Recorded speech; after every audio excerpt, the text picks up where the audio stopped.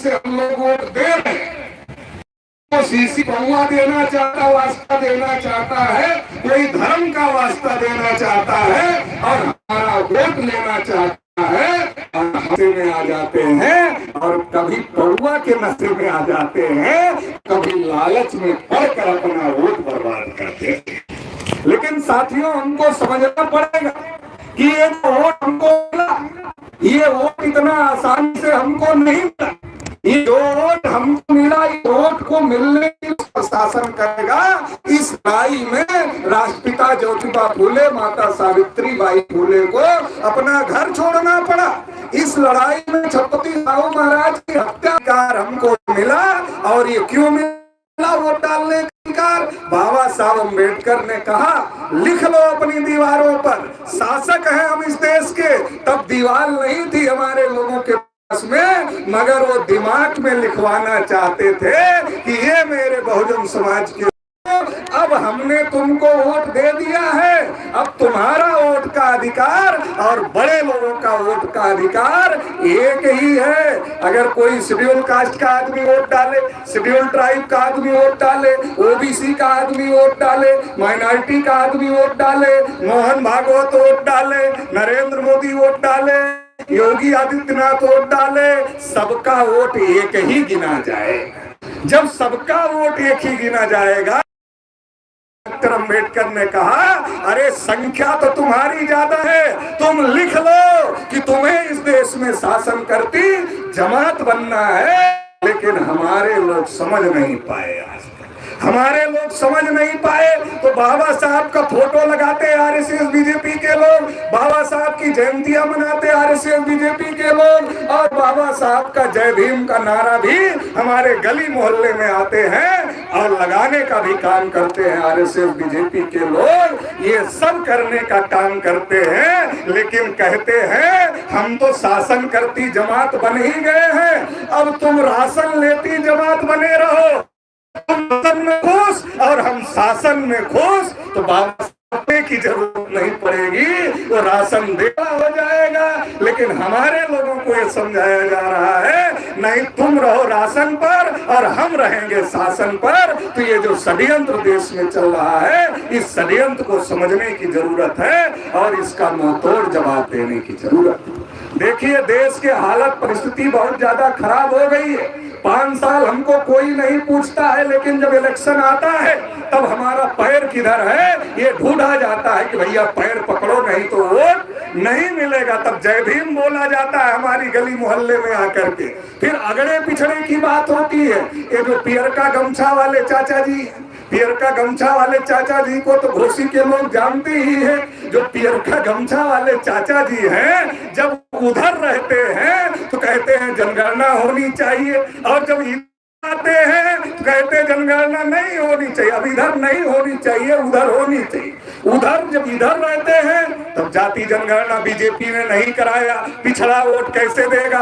अब इधर चले आए बीजेपी की तरफ, अब कह रहे हैं नहीं वो गलत। तो जो ऐसे लोग हैं, इनसे थोड़ा जाति धर्म के नाम पर जो हमारा वोट लूटने का काम कर रहे हैं, इनसे थोड़ा सतर्क रहो। अभी एक पार्टी है भारतीय जनता पार्टी, जिसका राज देश पर चल रहा है। आजादी के 75 साल में देश में जानवरों की गिनती हुई, कुत्तों की गिनती हुई, और जब देश में शेर बाघ चीते कम हो गए तो प्रधानमंत्री जी चिंतित हुए, विदेश गए और विदेश से लाकर चीते भारत के जंगलों में छोड़ दिए। अब वो भी कितने हैं? 52% तो 1931 में थे, आज कितने हैं बताओ? मोदी जी कितने हैं बताओ? योगी जी कितने हैं? तो इसकी चिंता न मोदी जी को है न योगी जी को है, क्योंकि इनके गुरु भागवत जी ने कहा, गिनती मत करना पिछड़ों की, पिछड़ों को अधिकार मिल जाएगा तो ये शासक बन जाएंगे। अरे इन्हें शासक नहीं बनना है तो गिनती हो रही, पिछड़ों को उनका हक अधिकार नहीं मिल रहा है, शेड्यूल कास्ट के लोगों के ऊपर कहीं मूंछ रखने की वजह से पिटाई हो रही है, कहीं घोड़ी पर चढ़ने की वजह से पिटाई हो रही है, कहीं जय भीम बोलने की वजह से हत्या हो रही है। हालत तो यहाँ तक खराब है, मुंह में पेशाब तक कर दिया जा रहा है। इस दिशा में देश पहुंच गया है। मणिपुर में महिलाओं के साथ किस प्रकार का नंगा नाच हुआ और हो रहा है, देश में किसी से भी छुपा नहीं है किस प्रकार की परिस्थितियां देश में हो गई है। मोदी का एक सलाहकार है, उसने लिख दिया कि संविधान तो बदला जा सकता है, बदला नहीं जा सकता है तो इसको हटाकर नया संविधान लागू किया जा सकता है। अब बताओ, जब संविधान नहीं लागू था तो हमारे लोग चारपाई पर नहीं बैठ पाते थे, जो चारपाई पर नहीं बैठ पाते थे आज वो बड़े बड़े लोगों के घर के सामने जब ऐसी 4 चक्के गाड़ियों से जाते हैं तो धूल उड़ती है उनके घर के सामने। उन्हें बर्दाश्त नहीं होता है, उन्हें हजम नहीं होता है कि ये परिवर्तन भारतीय संविधान की वजह से हो गया। तो चाहते हैं जैसे उनके बाप दादा ने देश में मनुस्मृति का कानून लागू किया था, इस देश की बहुसंख्यक आबादी को गुलाम बनाकर रखा था, उसी प्रकार का कानून फिर से लागू कर दिया जाए। इसलिए वो बार बार संविधान बदलने की बात करते हैं। जो संविधान बदलने की बात करते हैं, जो पिछड़ों की गिनती तक करने के लिए नहीं तैयार है, जो पिछड़ों के 314 बच्चे जो IAS बने थे उनकी नियुक्ति रोकने का काम किए, जो पिछड़ों का वजीफा बंद करने का काम किए, अकेले उत्तर प्रदेश में, उत्तर प्रदेश का बता रहा हूं, आप लोगों के भी बच्चे पढ़ते होंगे, 6 लाख OBC के बच्चों का वजीफा रोक कर रखा हुआ है। पिछड़ा वर्ग मंत्री एक कश्यप जी हैं, उनको मीडिया वालों ने पूछ लिया, अरे भाई ये पिछड़ों का वजीफा क्यों बंद करके रखे हुए हो? कहा पैसा नहीं है। अरे एक तरफ डबल इंजन की सरकार, एक तरफ पैसा नहीं है। जब वोट लेना हो तब पिछड़ा और जब वजीफा देना हो तब पिछड़े को वजीफा के लिए पैसा नहीं है। तो हमने कहा अरे भाई 2 बार तो केंद्र वाली सरकार बनवा दिया इन लोगों की और 2 बार उत्तर प्रदेश में सरकार बनवा दिया पिछड़े लोगों ने इन लोगों की, अभी भी पैसा नहीं है। तो अभी क्या ये अमेरिका में सरकार बनाए? तब हम लोगों को बजट देंगे, तब हमारे वजीफा के लिए पैसा देंगे। तो अमेरिका में तो इनकी सरकार बनने वाली नहीं है। यहाँ से भी विदाई तय है, यहाँ से भी विदाई तय है। अमेरिका का छोड़ो, यहाँ से भी विदाई तय है। तो पिछड़े वर्ग के लोगों को समझने की जरूरत है। जो पिछड़ों के साथ, शेड्यूल कास्ट के साथ, आदिवासियों के साथ, बताइए मुर्मू जी देश की राष्ट्रपति है, महिला है, राष्ट्रपति भवन से कितना दूर था नया संसद कि मुर्मू जी वहां नहीं पहुंच सकती थी? उद्घाटन में बुलाया? नहीं बुलाया। क्यों नहीं बुलाया भाई? देश की सर्वोपरि सबसे बड़े पद पर है मुर्मू जी, महिला है और सबसे बड़े पद पर बैठी हुई है, क्यों नहीं बुलाया? मंदिर का वीडियो आया कि मंदिर के अंदर नहीं जाने दिया। आज भी देश में ये स्थिति बनी हुई है और घोसी में आकर वो लोग क्या कहते हैं? नहीं अगड़ा पिछड़ा है। पियर के गमछा वाले चाचा भी कह रहे हैं अगड़ा पिछड़ा है, अगड़ा पिछड़ा है। अरे तुम्हारी पार्टी तो पिछड़ों का सबसे ज्यादा सत्यानाश कर रही है और तुम कह रहे हो लड़ाई अगड़ा पिछड़ा है। अगड़ा पिछड़ा कैसे? तुम्हारा कैंडिडेट पिछड़ा और पार्टी किसकी? अगड़े की। कैंडिडेट पिछड़े का, पार्टी किसकी? अगड़े की। तो बताओ पार्टी बड़ी होती है, कैंडिडेट बड़ा होता है? पार्टी बड़ी होती, कैंडिडेट बड़ा होता है। कोई पिछड़े वाला कैंडिडेट अगर पार्टी के वाला नहीं चाहेगा और आपकी आवाज उठा दिया, दोबारा टिकट मिलेगा? पार्टी में रखेगी? अरे पार्टी बड़ी होती है, कैंडिडेट बड़ा नहीं होता है। तो अगड़ों की पार्टी जो हमारा सत्यानाश कर रही है, वो कह रहे हैं अगड़ा पिछड़ा हो गया, अगड़ा पिछड़ा हो गया, अगड़ा पिछड़ा हो गया। अगड़ा पिछड़ा कैसे हो गया? कैंडिडेट तुम्हारा है तो जो तुम्हारा कैंडिडेट है वो कितना दिन विधानसभा में बोला था जब पिछली बार विधायक था ओबीसी के हक अधिकार के लिए? नहीं बोला। अगर तब नहीं बोला तो अब कैसे बोलेगा? उसको कभी इधर कभी उधर कभी इधर। घड़ी का पेंडुलम देखा है? पहले पेंडुलम वाली घड़ी होती थी, ऐसे ऐसे हिलती रहती थी।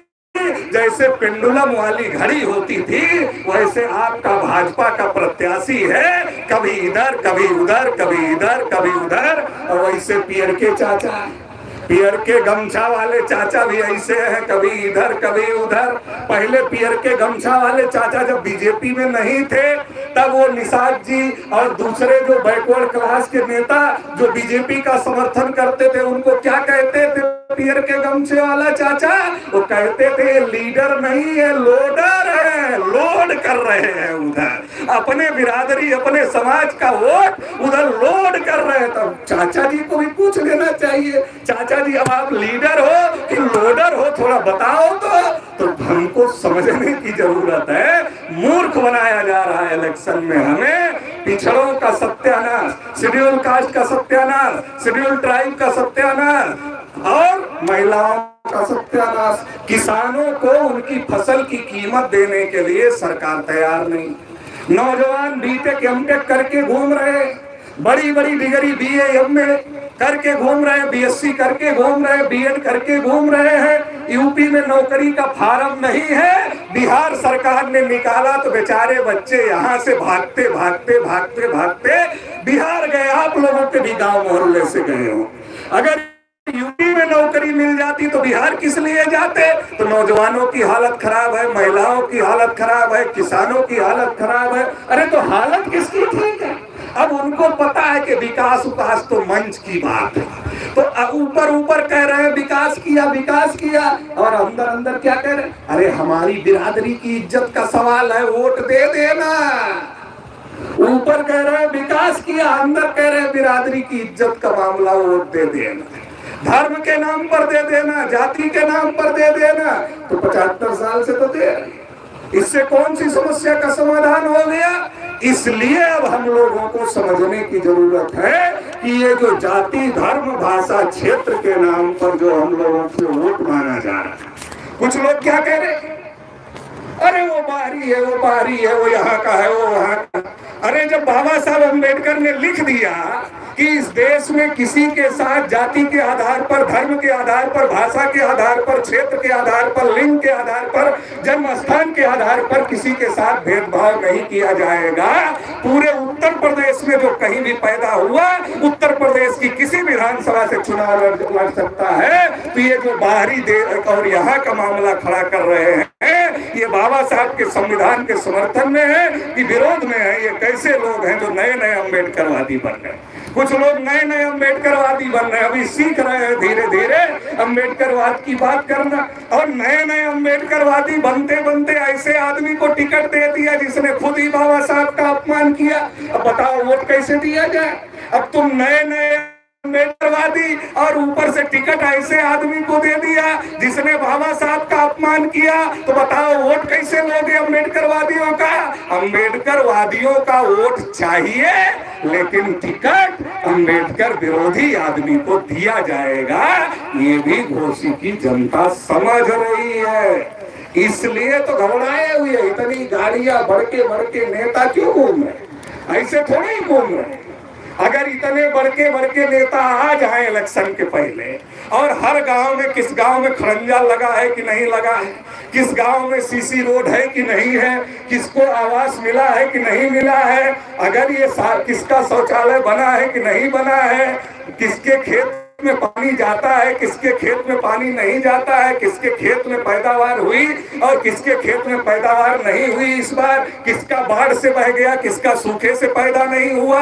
अगर ये बड़के नेता बड़ी बड़ी गाड़ियों से आकर के इन चीजों को देख ले, इन चीजों को समझ ले, तो सबकी समस्या दूर हो जाएगी। तो इलेक्शन में बड़ी बड़ी गाड़ी लेकर आने की जरूरत नहीं पड़ेगी। आज खिचड़ी खिलाया जा रहा है, आप राशन लो, बच्चा खिचड़ी खाएगा और खिचड़ी खाकर वापस आएगा, और वापस आएगा तो आप भी क्या पूछोगे? पहले हम लोग पढ़ते थे तो हमारे पिताजी माताजी पूछते थे आज मास्टर क्या पढ़ाए। अब जब बच्चे आते हैं तो आप लोग क्या पूछते हो? आज क्या बना था खाने में? तो खाओ और पढ़ाई का सत्यानाश करो। जब पढ़ेगा नहीं तो डॉक्टर, मास्टर, वकील, इंजीनियर, प्रोफेसर कैसे बनेगा?